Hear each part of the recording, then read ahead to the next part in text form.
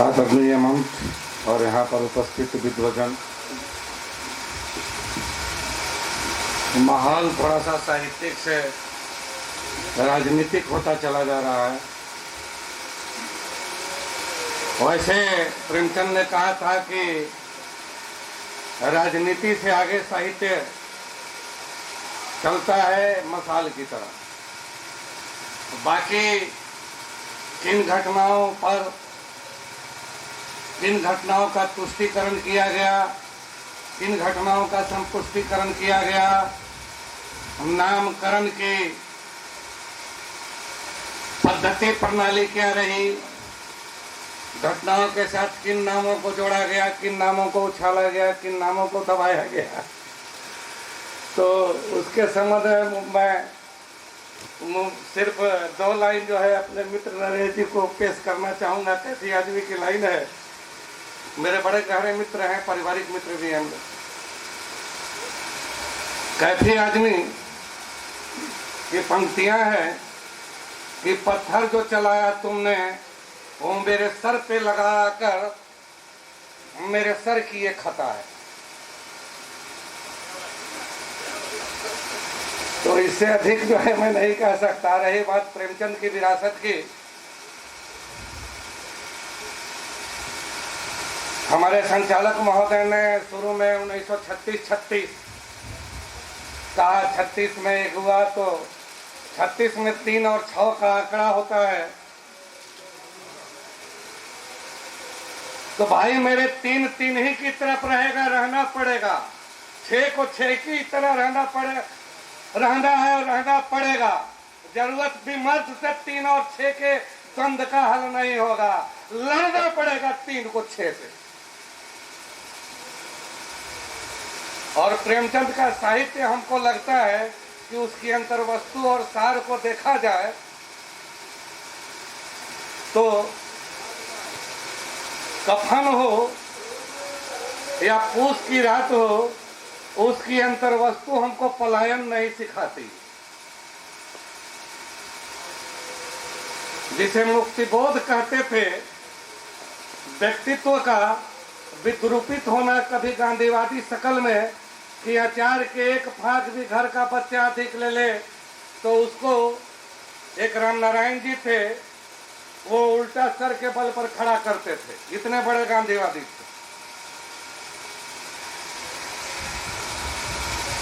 तो ये कहानियां व्यक्तित्व की उन विद्रूपताओं की ओर संकेत करती है और कहती है ये भी विद्रूपताएं हो सकती है। जहां तक बात है, मुझे जहां तक याद है, प्रेमचंद ने लिखा है कि धर्म और संस्कृति 2 भिन्न चीजें हैं। संस्कृति धार्मिक हो ही नहीं सकती। जो लोग आज हिंदू और मुस्लिम संस्कृति का गुमान करते हैं, उन्हें नहीं मालूम है कि आज पूरे विश्व की, ध्यान दीजिएगा, वो कह रहे पूरे विश्व की एक ही संस्कृति है, वो है अर्थ संस्कृति।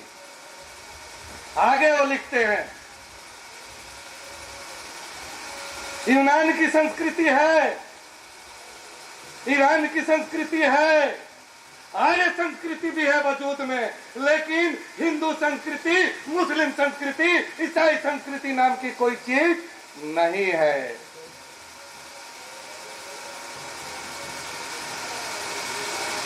स्पष्ट समझ थी उनकी, वो भी आदर करते थे आर्य संस्कृति की, लेकिन वो कहते थे, कथन का निहितार्थ है कि वो मुस्लिम संस्कृति या हिंदू संस्कृति को, आर्य रोमन और ईरानी सभ्यता को किसी धर्म के साथ जोड़ देना गलत होगा। आज यही कोशिश हो रही है, आपके आर्य सभ्यता को हिंदूकरण की कोशिश हो रही है।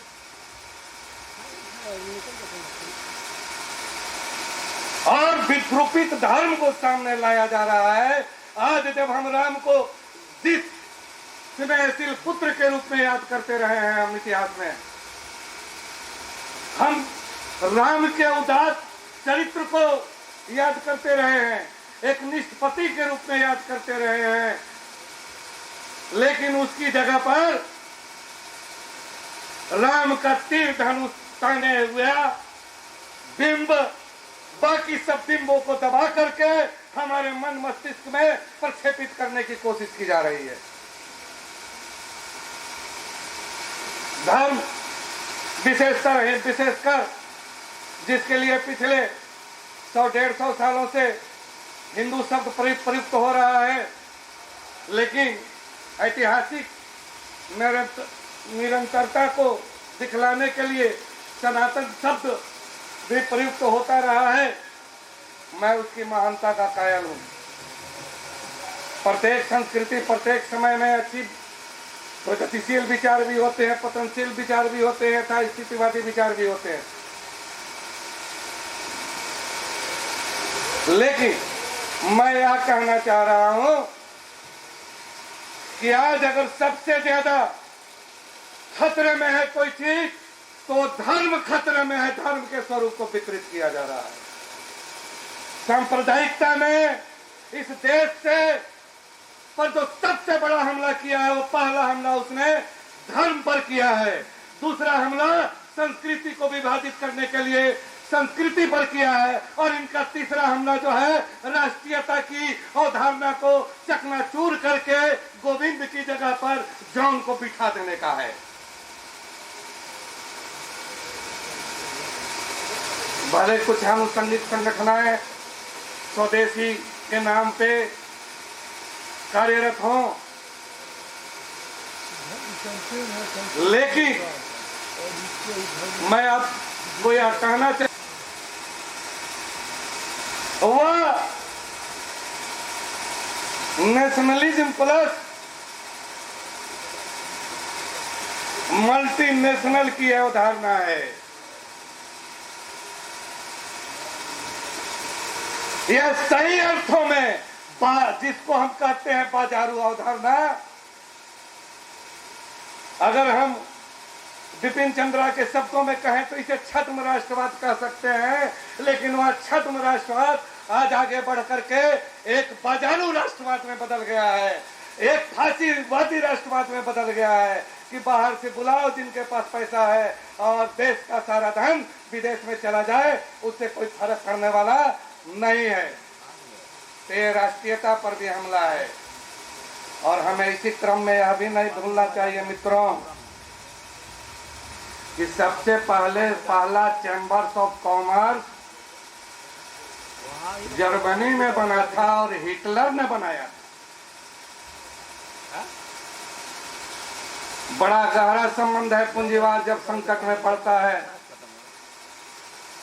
वैचारिक स्तर पर आप विमर्श की बात कर रहे हैं, अरे विमर्श की दुनिया ही लाया गया, बैक फायर कर गया। जो बंदूक हमारे सबल्टेंट बंदूक चलाए थे अस्मिताओं के नाम पर, इसी बंदूक को चला दिया गया और कहा गया कि अब मुख्य अंतर विरोध श्रम और पूंजी का नहीं है, अब केंद्र बनाम पर्दी का है, फोक बनाम क्लासिक का है, फलाने सभ्यता बनाम फलाने सभ्यता का है, सभ्यताओं के टकराव का है, स्त्री बनाम पुरुष का है, दलित बनाम गैर दलित का है, आदिवासी बनाम गैर आदिवासी का है। जबकि सच्चाई यह है कि श्रम की मुक्ति के साथ ही पूरी मानव जाति की मुक्ति होगी। श्रम और पूंजी के फैसले के साथ ही इन तमाम समस्याओं का समाधान संभव है। और प्रेमचंद भी इस बात को मानते थे, इसीलिए वो बार बार कहते थे कि संसार में सारी समस्याओं का जड़ धन है। हमें उनकी पंक्तियां नहीं भूलनी चाहिए कि संसार में सारी समस्याओं का जड़ जो है वह धन है। और हमारे विचार से शेक्सपियर ने भी, नरेश जी, कहीं लिखा है कि धन जो है आत्माओं को विकृत कर देता है, पदार्थ के गुण को विकृत कर देता है। यदि आपके पास धन है तो आप कितने भी बेवकूफ के नहीं हो, बुद्धिमानी को खरीद करके आप दुनिया का सबसे बड़ा बुद्धिमान बन सकते हैं। यदि आपके पास धन है तो आप कितने भी कुरूप क्यों नहीं हो, दुनिया की हर लड़की आपके गले में वरमाला डालने के लिए तैयार होगी। तो मेरा यह कहने का मतलब यह है कि इन्होंने प्रेमचंद की विरासत को अगर हम देखना चाहते हैं तो आज स्थितियां और अधिक जिसकी कल्पना उन्होंने की थी, कल्पना हर तरह की थी। एक कल्पना यह भी थी कि हिंदुस्तान में जब किसान संघ के जन्म की आवश्यकता थी, उसके पूर्व उन्होंने अपने उपन्यास में किसान संघ का बोर्ड टांग दिया कि किसान संघ बनना चाहिए। आज भी मैं कहता हूं कि पहले गांव से एक दो गोबर निकलते थे, आज भी क्या स्थिति वह नहीं है कि सीमांत किसान किस तरीके से मजदूर बनकर आपके अगल बगल में जो नेशनल हाईवे बन रहा है उस पर सड़क पर गिट्टी तोड़ता हुआ होरी की तरह मर रहा है, और उसके बाद बच्चे बाहर रेजा कुली बन करके काम करने को विवश हैं। निगाह उठा करके देखिए तो 50 मीटर के बगल में आपको होरी मिल जाएंगे। आपको रामदास जैसे लोगों के आधुनिक अवतरण राम रहीम से लेकर के महंत रामदास के आधुनिक अवतरण आसाराम तक मिल जाएंगे। आपको उसी तरीके के दरोगा मिलेंगे, उसी तरीके के पूंजीपति मिलेंगे। अपने जमीन से विस्थापित होकर के कारखाना फैक्ट्री लगने के कारण सड़क पर भीख मांगता हुआ सूरदास आपको अपने अगल बगल में आदमी दिखाई देगा। सारे पात्र भी वही हैं, रंगभूमि भी वही है। आपने सही कहा नरेश जी, शत्रु थोड़े मजबूत हुए हैं। हो सकता है अभी हम हार रहे हैं, संख्या बहुत ज्यादा उनकी दिखाई पड़ रही है। यह भी दिखाई पड़ रहा हो कि हम जो कह रहे हैं पहले लोग सुनते थे, अब सुन नहीं रहे हैं। 90% लोग उसकी तरफ चले गए हैं। लेकिन सूरदास के उस जिगरे को याद कीजिए जो प्रेमचंद का जिगरा था। जब उसका भतीजा मोहन पूछता है कि आप तो मुकदमा हार गए, तो हाँ हार गए, अब क्या करोगे? फिर लड़ूंगा। 10 बार हार गए तो 10 बार लड़ूंगा, 100 बार हार गए तो तब तक लड़ता रहूंगा जब तक जीत न जाऊं। प्रेमचंद ने कहा था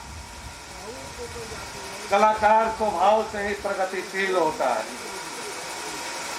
तो सीधी सादी बात है कि जो सिर्फ छद्म साहित्यिक कलाकार नहीं है, साहित्यकार है, साहित्य से योग्यता की भावना है, तो ऐसी हालत में हमारे अगर हम साहित्य की विरासत को संभाल रहे हैं तो हमें आम जनता से, जन से और उनके संघर्षों से जुड़ना होगा। और कल आह्वान जो किया राजंदा ने, एक्टिविस्ट भी बनना होगा भी आपको आगे आकर के। रही बात विरासत में, तो मैं लंबा नहीं बोलूंगा, हमारे मित्र बोल चुके हैं। 2-3 बातें मैं कहना चाहूंगा। प्रेमचंद के ऊपर एक बड़ा महत्वपूर्ण लेख सर्च लाइट में डॉक्टर राजेंद्र प्रसाद जी ने लिखा था। उन्होंने लिखा था प्रेमचंद को सही श्रद्धांजलि हिंदू और उर्दू को नजदीक ला करके ही दिया जा सकता है, हिंदू और मुस्लिम कौम को एक करके ही दिया जा सकता है, क्योंकि प्रेमचंद कबीर की तरह हिंदुओं के भी हैं लेखक और मुसलमानों के भी लेखक हैं।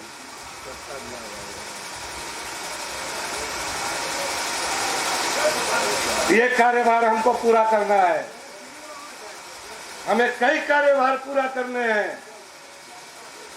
अक्सर हम तुलना कर देते हैं प्रेमचंद की तोलस्टॉय से, गोरकी से, लुसुन से। लुसुन ने उपन्यास नहीं लिखे थे, तोलस्टॉय अंतिम क्षणों में पादरी बनते चले गए थे। मती इतना, मती इतना, मती इतना। तो प्रेमचंद जो है जब लेते भी हैं तोलस्टॉय से, तो आप ध्यान दीजिएगा और वो कितने अधिक आज भी उनकी विरासत को क्या देना चाहते थे। टोल्स्टॉय ने अन्ना कारेनिना में उसका लेविन भी जो है एक आश्रम बनाता है। लेविन भी एक आश्रम बनाता।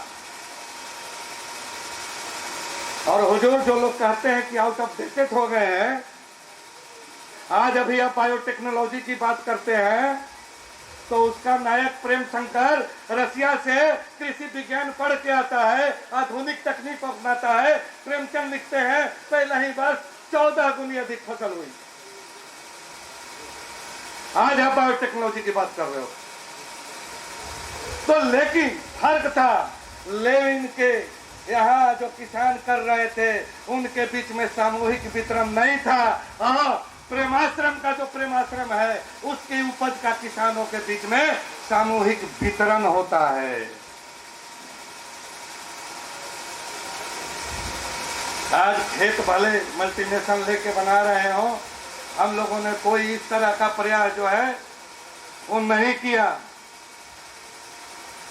मैं यह मानता हूं कि पहले से स्थितियां और ज्यादा पूंजीवादी हो गई है। महाजनी सभ्यता लिखते वक्त वो जिस पूंजीवाद के खिलाफ थे, जिन सामंती मूल्यों के वो खिलाफ थे, वो मूल्य और अधिक मजबूत हो गए हैं। इसीलिए प्रेमचंद की यदि हम विरासत को, उनकी छाती को संभालने का दावा कर रहे हैं तो हमें प्रेमचंद ने जिन जिन मुद्दों पे लड़ाई लड़ी थी उस एजेंडे को हमको अपनाना होगा। और मैं यह बताऊं कि वो एजेंडा आज भी प्रासंगिक है। तुलसीदास भी प्रासंगिक है आज के जमाने में, कबीर भी प्रासंगिक है। जब इतने पीछे इतिहास के लोग प्रासंगिक हो सकते हैं तो प्रेमचंद के समय में तो स्थितियों में बहुत ज्यादा बदलाव नहीं आया है। इसीलिए हमारा जो तय एजेंडा था प्रगतिशील लेखक संघ का, पूरे पुरजोर के साथ, भले दुश्मनों की संख्या मजबूत हुई हो लेकिन हम लड़ेंगे साथी। ये जो जज्बात है हमारा एजेंडा आज भी वही है। हम यह मानते हैं कि पूंजी से श्रम को मुक्त होना चाहिए। हम एक मानवीयता की बात करते हैं, मानवीय संस्कृति की बात करते हैं। हमारा उद्देश्य मानवीयता है। हम सौंदर्य को महलों से उठाकर आम खेतों खलिहानों तक ले जाना चाहते हैं, साहित्य को आम खेतों खलिहानों तक ले जाना चाहते हैं और यही हमारी असली विरासत होगी। मैं अपनी बात अदम गंडवी की इन पंक्तियों से समाप्त करना चाहता हूँ।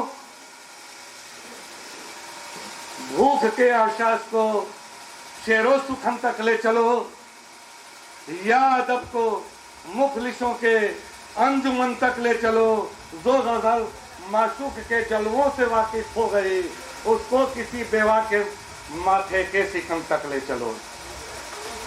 अंतिम बात विमर्श का नहीं, लड़ना तय है। लड़ाई सामने आ गई है, जरूरत अब लड़ाई के मैदान में लेखन से आगे आकर के कूदने की है। और इन पंक्तियों के साथ मैं बात समाप्त करना चाहता हूँ फैज की कि मैं तुझे गीत सुनाता रहूं हल्के सिरी, चमनजारों के गीत, आबशारों के गीत, बहारों के गीत, पर मेरे गीत तेरे दुख का मदावा तो नहीं, नगमा जर्राह नहीं, मुनिसो गमख्वार सही, और तेरे आजार का चारा नहीं। नस्तर के सिवा हमें अपने साहित्य में नस्तर को चलाता रहना ही पड़ेगा।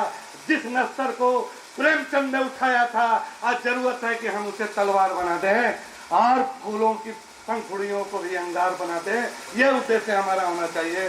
धन्यवाद।